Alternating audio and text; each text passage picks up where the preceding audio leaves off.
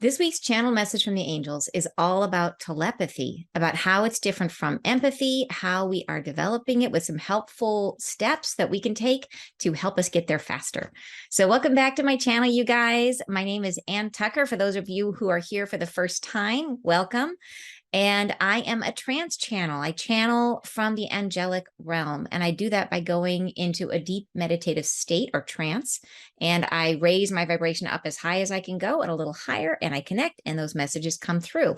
And I record them and share them here with you guys on YouTube.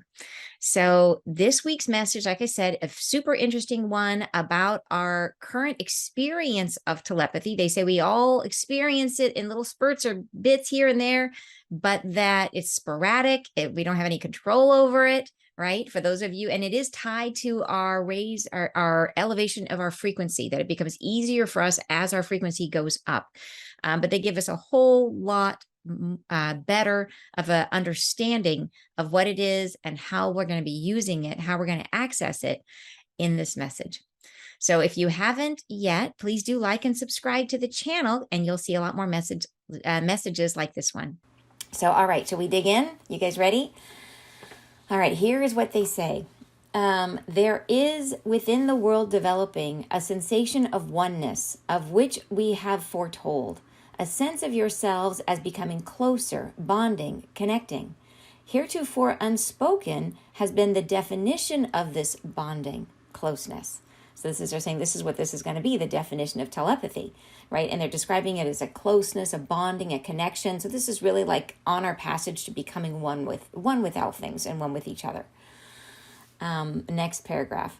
They say, there has been an understanding of the connection between yourselves as something unbroken, distilled. Feelings suffice for how it is transferred, but there is more than this that arrives. The sense of yourselves in thought form, speaking with others, the sense of yourselves in connection through good-spirited volleys of thought, the sense of yourselves as one mind, one presence. This is evolving. So, and there is, of course, a ton of stuff in this paragraph. So the first thing is they're saying that we have an understanding of this idea of connection as something being the connection between us, between all humanity, as being something that is unbroken, that it is distilled, that there's a purity to it. So that when we are in that state of consciousness where we achieve oneness, we have an understanding of the purity of that connection, that it's something unbroken, so that we are still all connected, and that it is sort of a pure form of ourselves in terms of a pure form of consciousness, a distilled consciousness. Yeah, so we understand that, they're saying, that we get the whole collective idea. But they're saying also that feelings suffice for how it is transferred, but there is more than this that arrives. So they're saying that, so feelings, yes, when we have telepathy, feelings are involved. So we do have some transfer feelings now, but they're saying there's more than this involved in telepathy. And Wendy is saying, feels like the increased telepathy is one of our next steps in becoming more one. The vibration of the collective rising. 100% agree, yes. And Hannah is saying, I'm so happy to finally make it live. Yay! So many synchronicities this week. Oh, really? Love to hear about them. But yeah, so glad you could make it. So, and I love what they say here. So they're saying, so it is part feeling, but there's more than that happens with telepathy. And they're saying the sense of yourselves, so this is how they're defining it, the sense of yourselves in thought form, speaking with others, the sense of yourselves in connection through good-spirited volleys of thought. So, and I think it's really interesting that they name specifically good-spirited volleys of thought, that I think this is tied to our rise in frequency, that as we are moving up in terms of our own frequency, then we have more and more access to telepathy. So those are, by nature, more good-spirited volleys of thought, which is a good thing, right? We wouldn't want to be super telepathic if we were tapping into a bunch of negative junk. So this is a great thing. I see that they're specifically identifying good-spirited, and it makes sense because if we are raising our vibration, we're going to be in that higher vibe when we do this. So that is a good thing. All right, and then we are aware the sense of ourselves as one mind, one presence. So this is what we are evolving into. All right, next paragraph. You are enjoying the instigation of this, the beginnings. The thought forms are compounding. You are developing in your awareness greater freedom in the opening of your consciousness. You're finding in the self a comprehension of those thoughts of someone else. your beginning. You're feeling a sensation in your own mind of thoughts to arrive, an awareness, a knowingness of someone else, a sense of them, a presence. So, and I think in this paragraph, it's interesting that they say the thought forms are compounding. So it's almost as if as we reach this higher state of being, if they're saying the thought forms are compounding, it's almost like the thought forms take on a different vibration or density or structure in order to allow us to communicate telepathically. So it's not just us and being open, but there's something in terms of the thought forms that we're creating. So they're saying the thought forms are compounding. So that is a really interesting sentence that I think and they don't really go into that more here, but I would love to ask them more about that because it definitely raises some questions for me. But it makes me think that as we are elevating, as we open up, that our thought forms become maybe more complex, and maybe they carry some additional vibration or frequency that we can't do when we're at a lower frequency. So in any case, interesting, right? Interesting thought. So they say, okay, greater freedom in the opening of your consciousness. So they keep talking about being open, emptying ourselves and being open and receptive. So it's the opening of our consciousness. You're finding in the self a comprehension of those thoughts of someone else. So this is the process that we're going through. All right. So we are in this already is kind of the message here, that we're in the process of it. All right, next paragraph. Sometimes this instigation comes to the self as an invitation to begin a conversation.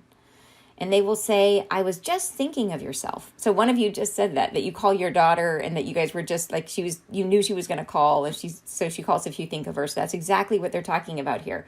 They say sometimes this instigation comes to the self as an invitation to begin a conversation. And they say, I was just thinking of yourself, and you will know the transfer is complete. So that is, they're defining like, yes, that is a telepathic moment. So they're clarifying that specifically is a telepathic moment. Their thoughts arrived thus to your awareness. But as this progresses, the thought forms become complete. Your immersion in their sensory apparatus, in the sensations of living their experience, your awareness of their complete and total framework of understanding is the ultimate goal. And along this transit, you will find yourself unveiling each and every part of the understanding.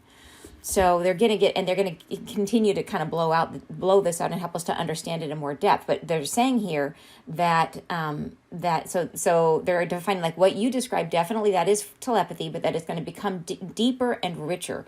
And when I've been channeling with the angels, and when I'm watching them, so say for example, if they bring in like, okay, for example, there was one time that I was working with someone and we found a protection that had been placed there by another being that was no longer of service, and it had to be removed. And the angels brought in that other being to communicate with them before they did the removal. And I could watch this and I could see what was happening. And the thing that was fascinating is that the knowledge transfer happened in an instant. Like it was like I couldn't even, like before you even start to say the word, the transfer is done. Like they understand what she did and what needs to happen and all that kind of stuff. But then they stayed in communication for another little bit. And the communication was all about honoring each other. It was like an exchange of, this is who I am and this is who you are. And that was considered like the most important thing of the communication. Like the knowledge part was like, boom, done. But they stayed and had this deeper, richer communion of like honoring and respecting each other at their like soul's essence, right? Like this was the exchange. And so interesting, right? And I think that they get to that a little bit here. So they say your sensations you experienced earlier living, your awareness of their complete and total framework of understanding is the ultimate goal, right? So that's what we're trying to head into.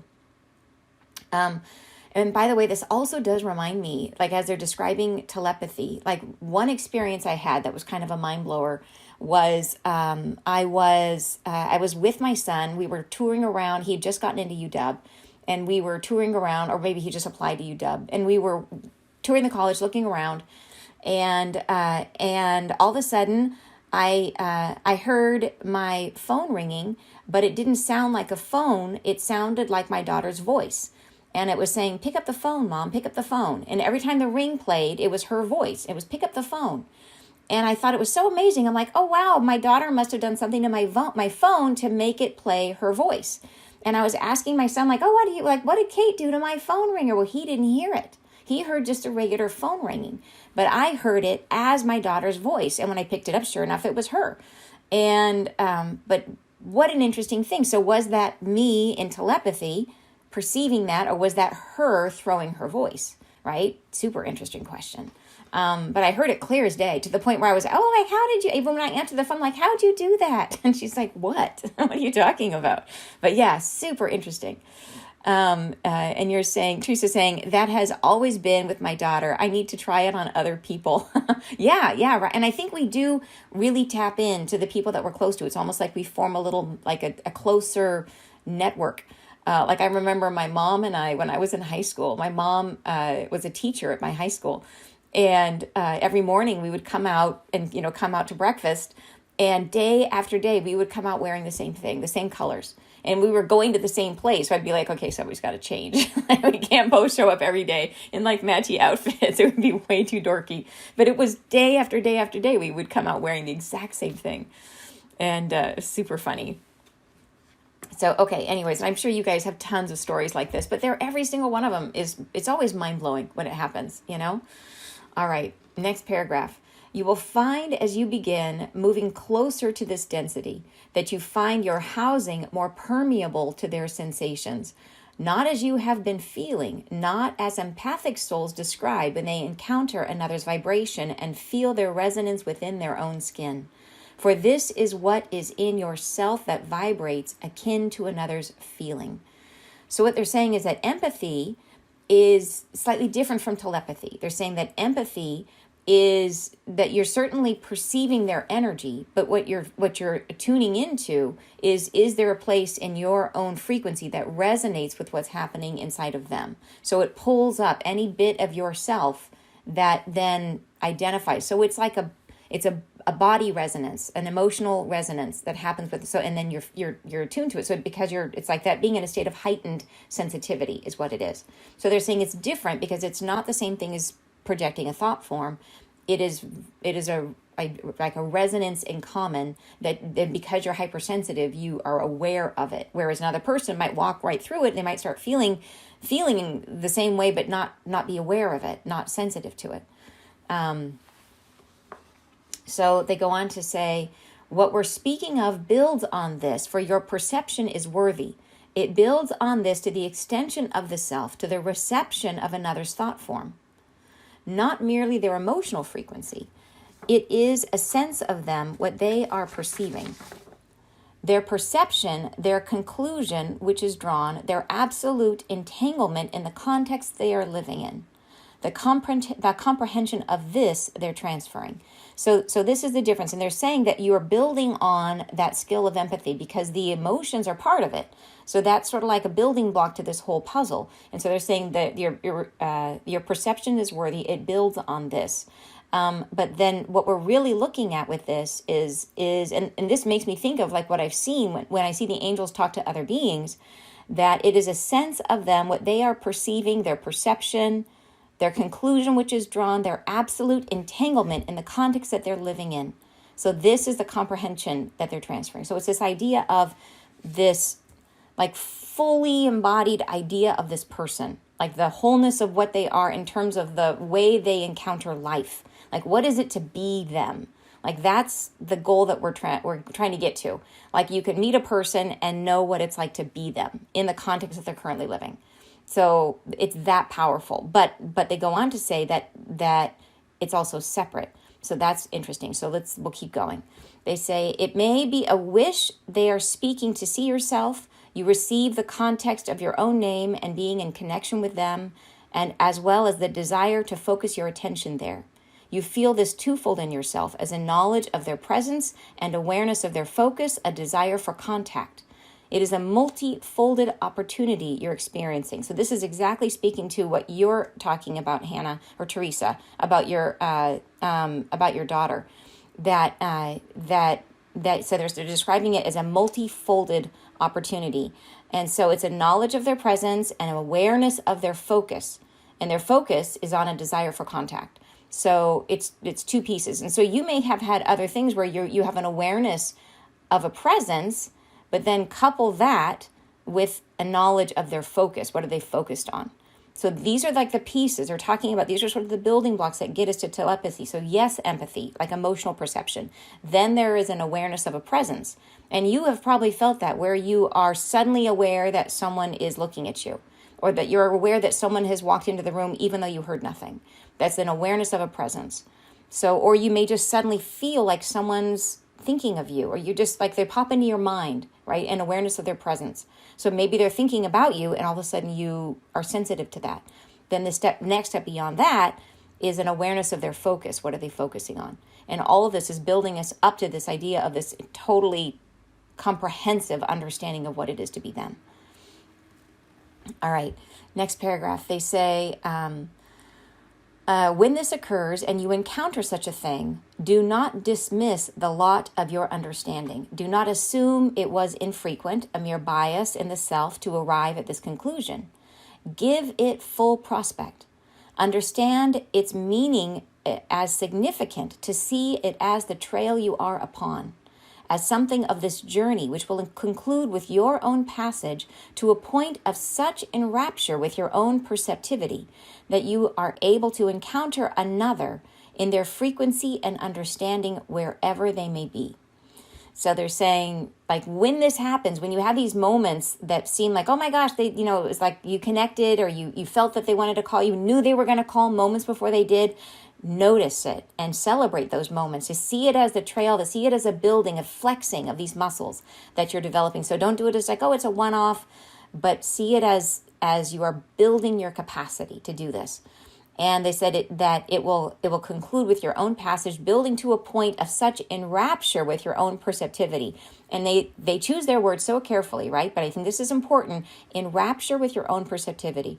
So what that says to me is that it's always the thing that's in the way of us building this is us. And the pathway to get there is through our own allowing of ourselves to do it. So being so enraptured, so in love with this ability and this connection that we open to it fully. So it's about love, it's about opening, it's about all those things. How do we open to this capability? So we need to become enraptured with it, right? And they say that so much so that you're able to encounter another in their frequency and understanding wherever they may be. So it doesn't have to be close to you, like distance. It matters nothing. It could be anywhere around the world, anywhere in the universe that you could connect and telepathically communicate. Super cool, right? Super cool. Okay, next paragraph. To communicate telepathically is where you are headed, dears. Not now, not immediately, but to lay the footprints of your beginning, the starting of this adventure. You have all passed some circumstance such as this. Through humanity, there exists this tendency, but it is erratic, uncontrolled, a whim, a fancy, not given its full import.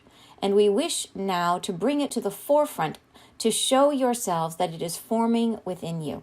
So it's like everything, it is about drawing our awareness to this as something important, so that we don't see it as like a parlor trick or like, wow, wasn't that cool? That we see it as, no, this is training. Like we are training ourselves to be able to do this. And so when we do it, like recognize that as your mind flexing and learning and feeling it, right? How does this happen? Yeah. So, and they're saying, yeah, everybody can do it a little bit right now. It happens randomly. But we need to get to a place where we recognize it and give it our awareness and bring it to the forefront of our perception. Next paragraph. The consciousness rises. You're more capable, more perceptive, more limber in your understanding. The echoes of what is spoken in your honor comes more liberally to your conscious forefront. Let this begin. Allow, receive. Do not template your own understanding. Simply be with that one who transfers their thought. Simply be with their energy. Allow their perception to move through thee. So, and here they're giving us like more specific instructions on how we can step into this more easily. So they're saying that really it's like as our consciousness rises, as our frequency is going up, we are becoming more capable, more perceptive, more limber, right? That we are more open to this. So it's like our brains become more flexible.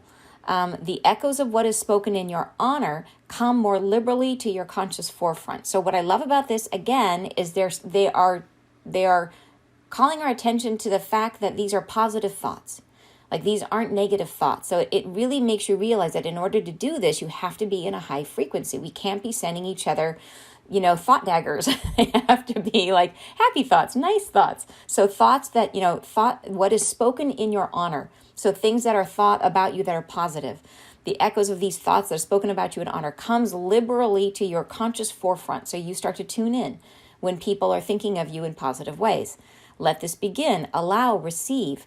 Do not template your own understandings. There's another big one.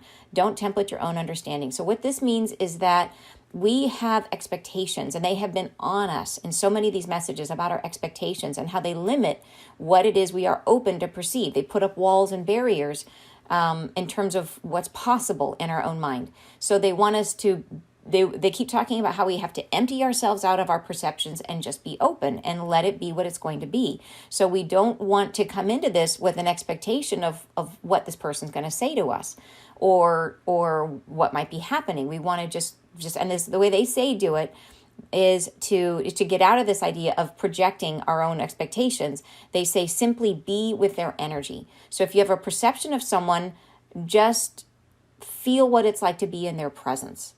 That would be, I guess, the best way I would describe it. They say simply be with their energy. Try to remember what is it like to be in their presence. And that will strengthen that connection and hopefully open us to receiving those thoughts that they're sending. Right? And you're saying it seems like they are describing being psychic. I guess, psychic, like we all use these words in different ways, I think. And I think, this could be like being psychic. Yeah. I think being psychic can be tuning into a lot of different things. Like being psychic can be tuning into the Akashic record. It's like, I think we think of being psychic as like knowing things, like just knowing stuff. And I think this is part of that. Like it would be anticipating, but I think it is a specific form of being psychic. How about that? Like this is one branch of psychic, which is telepathy. Does that make sense? I think that's how I would delineate it. Because I think as a psychic, you can tune into a person's subconscious. You can tune into the Akashic records. You can tune into telepathy. You can a bunch of different things. I would put psychic as the bigger bucket. And you're saying, I felt something similar with a young man that just passed. I felt his energy so profoundly. Oh, wow. You're very welcome. So, so I think that is, and it's really interesting. So that I think that is the idea, is to feel that energy and then to just be open and receptive to what they might be speaking or thinking. And they described it as, where are they putting their focus? So feel their energy, and then what is their energy focused on? So very interesting and very different from how we think, because we're so confined to language. So we're searching for words, or we're searching for certain expectations about like our formalities. Well, they said hello, they said how are you, how's the weather? Like they might not be talking about that. It's just what we expect, because that's our small talk. Like what is, if you really open, where is their focus? Very, very different thought. Okay, next paragraph. It is a sensation of other part. It does not feel as though you're experiencing their part as your own. Here is a difference from what you may be perceiving. It is not as though it is of your own sort. It is a strength of connection, but division of focus, a sense of yourself alone and connected thus, as in two parts. Both lines are strong, the sense of your own and theirs as well. You are aware of the focus of yourself and of their focus, and can disentangle them at will. So this, I think, is really helpful to understand. So they're saying so in empathy, and I think this is a big difference, they're saying that this is a difference from what we may be perceiving. So if we're starting with our starting point is understanding what it is to be empathic. When you're empathic, sometimes the other person's feelings get confused with your own, and you feel like you'll pick it up. You'll pick up their emotions, and you'll feel like you could walk through somebody else's cloud, and all of a sudden it's like in you, and you're like, you feel gross and you don't know why. And so, or maybe anyways, but it's that idea that it gets mixed or blended with you. And they're saying this isn't like that. This is a separation. So when you're in this state, you are tuning into them and their energy, but their focus stays separate. So you are still aware of yourself and your focus, but you can also perceive their focus. So, which is a big difference from empathy. And you can disentangle them at will. So they're saying this is something where you can like choose to perceive your focus or their focus. if that makes sense. And you're saying it means we are individuals and unique. Yes, absolutely. And I think that's important, that through this whole process of ascension and oneness, that we still retain our identity, our sense of self, our what is makes us the unique spark of God that we are, or source, please use your word. But what makes us that unique expression, that we retain that, even when we are in this concept of connected to everything and one with everything. Yeah.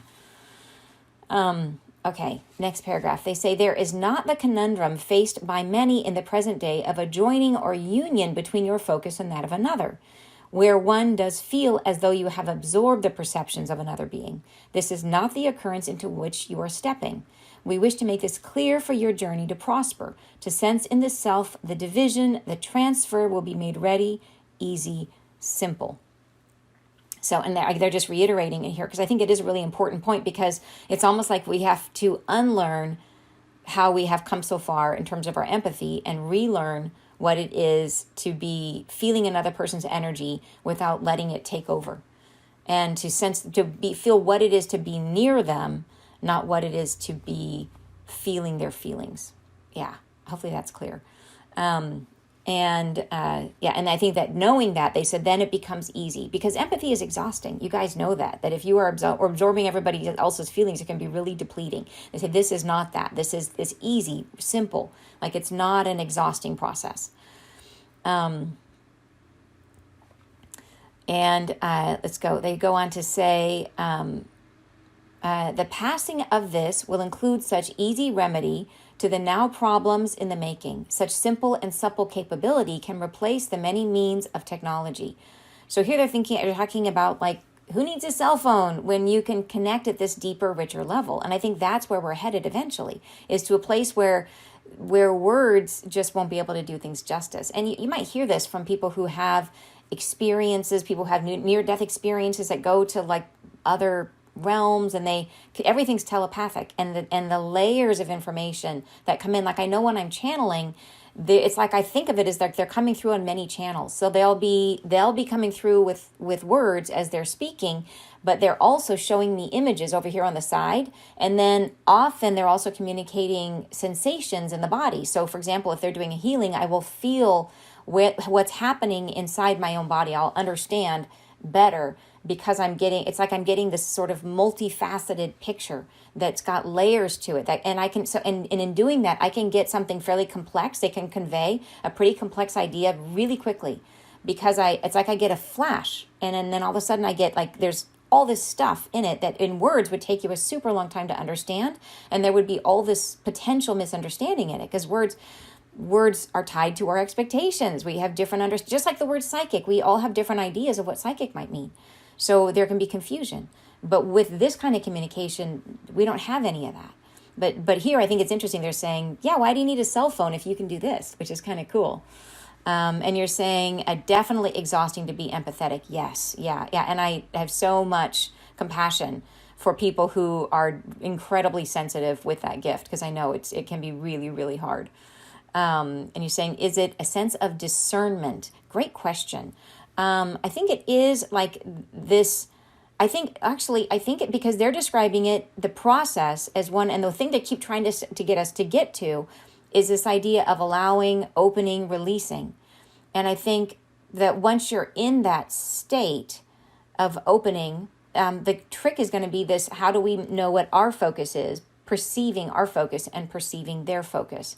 So it is, can you be in that state of allowing, perceive another person's energy without merging with their energy? Perceive what it is to be near that person without merging with them, and then discover their focus. So I think the discernment would be discerning your own focus and their focus. So what by focus, I mean, like, what are you thinking about?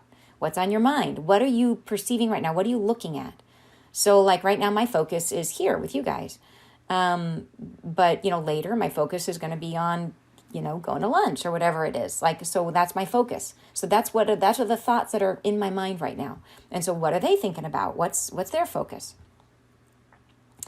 And you're saying, yes, I'm new to channeling, but I get words, but even feelings and pictures too, right? Yeah, it's like smell-o-vision. Like it's, you know what I mean? It's like, it's really cool. Like you get so much more depth of understanding. It can be hard to translate sometimes, I find. Let me know if you feel the same thing. But sometimes when I'm trying to then interpret it, because I have to then put it into words to explain to someone, okay, here's, you know, but it really helps me in terms of if I am trying to explain, like when I share the channeling with you guys, there are a lot of times where I am able to understand better what they're saying because they did give me images or there was multi-layers in the message that I got at the same time. That's a richness that you just can't get with the words. Yeah, so I'd be curious if you have that same experience.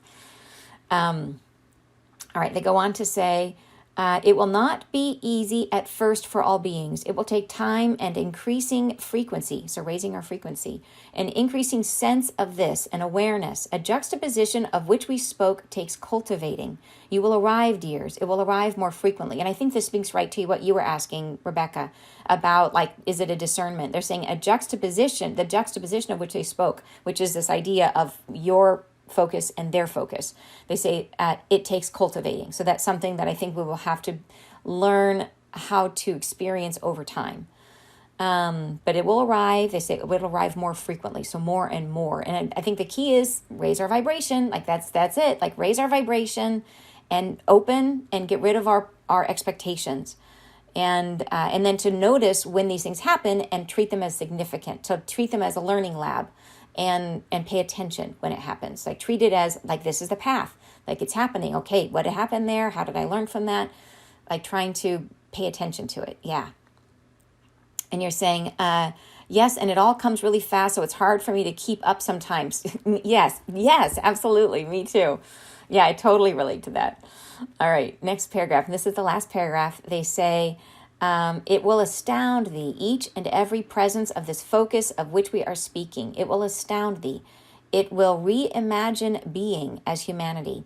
The feeling as one, this communication connects thee in such a strengthening method. It conjures for the self an awareness of your placement within the collective of humanity. It aids you on your journey to oneness.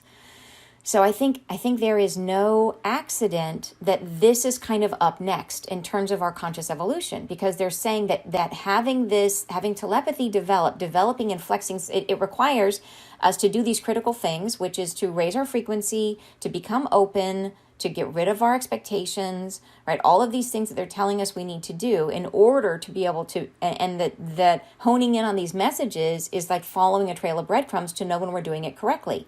So it's like strengthening the muscles. And so they're saying that it's a strengthening method. They describe it. They say this, a feeling as one, this communication connects thee in such a strengthening method. So that's the whole idea, I think. It conjures for the self an awareness of your placement within the collective of humanity. So it will give us a much greater feeling and sense of what it is to be part of everything and to be one with everyone. And I think so they're saying it aids you on your journey to oneness. So once we achieve telepathy, we will not yet have achieved oneness, but we will have a much greater depth of comprehension of what it is. So they're laying out the lesson plan here for us is what they're doing. They're saying, follow this, head this direction. And when you have them, when you have those experiences, pay attention and celebrate them and notice and try to just use them as learning moments. Yeah. Don't just dismiss, oh, like, wasn't that cool? Like notice this whole idea of like, okay, was I open? Was I receptive? Was I going into it with expectation? Like, so for example, I remember one time when my gifts first started coming in, I had this weird experience. One of those things that was like those undeniable, trippy moments where I started projecting myself into other people's bodies very unexpectedly. And so the first time it happened, of course, completely blew my mind. It turned out that it was part of my healing modality. So that was why this was happening, but I didn't understand it at the time. So then I started trying to control it. So I started making appointments with people because it felt very invasive. So I was like, okay, let me make an appointment. So I had a friend and I said, okay, tomorrow at 11, I will come and I will try to perceive what you're perceiving. I'll try to come in through your body, and I would see what they were seeing and all this kind of stuff. So I will try at 11 tomorrow to come in and see what you were seeing. And I knew that she was going to be at a conference at a hotel, like going to be in some sort of a meeting at a hotel. And so sure enough, at 11 o'clock, I went in and I tried to perceive, and I was expecting to be able to see. So that was my expectation. And I couldn't see anything. So I was like, oh, it's not working. It's not happening. But I could perceive that I could feel in her body. I could feel things. I could feel her like clothing. So I could feel on her legs. It felt like there was layers of fabric. And so I assumed, because of my expectations, because I knew she was at a hotel, I assumed that she must be sitting underneath a tablecloth, like there was like a drape of tablecloth against her legs, or maybe a hotel napkin, right? So that was what I thought it must be. But what it turned out is that I was wrong on every part. That, in fact, the reason, she told me later, the reason I couldn't see anything is because she had a blindfold on. They were doing a meditation. They were all wearing blindfolds. And then it turns out that she said that she wasn't under a table at all, that they were sitting in a circle open space, but she was cold, so she had her scarf on her lap. So the layers of fabric was the scarf that she was wearing. So I was accurate, but I was blocking my own perception because of my expectations. So I was telling myself I was wrong because it didn't show up the way I expected. I was taking clues from, oh, I know she's here, so it must be this or that, rather than just letting it be what it was. And I think that's such a lesson for us as we develop any of our gifts, is to try to be open and to try as much as we can to stay out of our own expectations. Yeah, I think it helps so much. But yeah, so anyways, super interesting discussion, you guys, this morning. And you're saying, okay, here it is. Oh, you just answered. Okay, good. You're saying, how does this ability assist us? I just answered. Great. Okay, perfect. And you're saying the last paragraph, and so strange, I kept commenting, but it wouldn't appear. So I decided my focus was to just be present and listen. That's beautiful. And it is funny how we do have those, like, okay, now's a moment to just take it in. And Teresa's saying, I think if you're telepathic with a person who might be in a bad place, we'd be able to send light to their dark. Yes, absolutely. Yes, I think you're absolutely right. And Wendy is saying, great reminder to celebrate more. I try to stop when I notice those cool moments of telepathy and say to my higher self and guides, thank you, send me more. That is a great idea to practice gratitude, because gratitude is like whenever I'm having a hard time channeling. So say I'm busy in a day or I'm just off energetically, I will use gratitude to get me back into the right space so that I can connect. So gratitude is so powerful. So I sit down, I think thoughts of gratitude, and zoom, I'm there. So and I think using that with this practice would be a great idea. Super great idea, Wendy. I think it was just my video that ended. Oh, okay. All right. Sorry about that. All right. Do you believe those moments are opportunities to dig deeper or to just flex the muscle? Great question. Do you know, I think if you have one of those moments, if the connection is there, I think that's a great idea, Hannah. If the moment is there, maybe you can open yourself up to that person's presence and see what else you can perceive. Right? And doing that with the way that they're describing. So if you get that hit, then just focus on their energy and open yourself up to that and try to hold that idea, that memory of what is it like not to be in their energy, but to be standing next to that person. So maybe hold that in your mind and then open without expectation and just see what drops in. That's a super great idea. Thank you so much for that, Hannah. I feel like that was missing from this message. I am so glad you suggested that. You're saying, and Rebecca says, this is so interesting. I'm going to spend time feeling into this. So important. Thank you. Yeah, me too. I know. Really cool, right? You're saying, yes, love that. Thank you. Awesome, you guys. Really cool conversation this morning. Thank you so much for being present with me. And for all those of you who are catching it after the fact, thank you so much for sharing your comments and your thoughts. I love reading them. And I thank you guys so much. I hope you have a great weekend. And I will see you guys next Friday live. Bye, you guys.